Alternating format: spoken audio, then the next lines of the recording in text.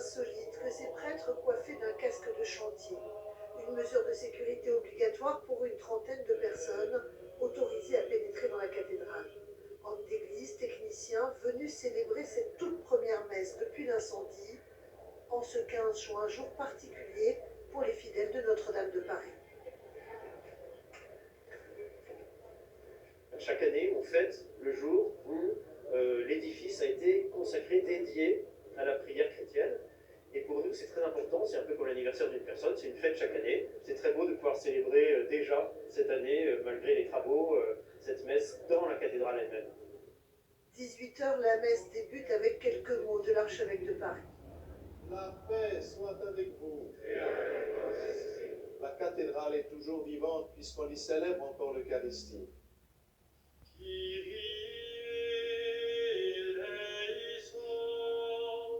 Une messe à huis clos où les fidèles et les touristes sont restés à l'extérieur. Chantier oblige, un périmètre de sécurité entoure la cathédrale, gardé par les forces de l'ordre. Malheureusement, mais je pense que je ne vais pas pouvoir rentrer. Parce que voilà, mais je viens tous les dimanches à Notre-Dame, donc je me sens orpheline de Notre-Dame, ce qui paraît idiot à 82 ans, vous voyez. La messe n'est pas terminée, nous la vivons ici, dans la rue, au milieu des gens. Mais je trouve qu'elle a la même ferveur, la même vivacité que si on était à l'intérieur.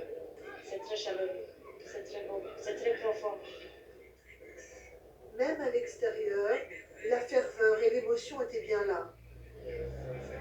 Pour cette première messe où les chants religieux résonnaient à nouveau dans la cathédrale. Bonsoir Sophie Gauthier, on vous retrouve en direct devant la cathédrale Notre-Dame dont les travaux de consolidation ne sont toujours pas achevés. Une messe avec tous les fidèles habituels, ce n'est toujours pas pour demain.